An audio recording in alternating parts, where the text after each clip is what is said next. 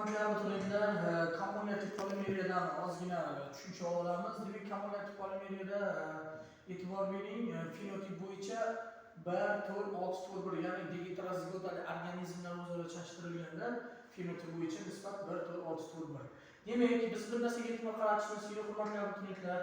Polimeriyada masalashayotganda agar polimeriyada berilayotgan belgilar soni fenotipik nisbatga soniga teng. Misol uchun biz bug'doylarda donrangini olaylik. E'tibor bering.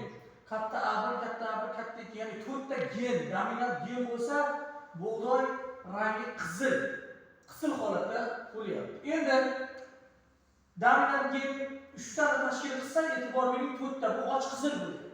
Ana endi agar dominant genlar soni 2 ta bo'ladigan bo'lsa, demak bizda pushti bo'lyapti. Agar dominant genlar soni faqat bitta bo'lsa, och pushti.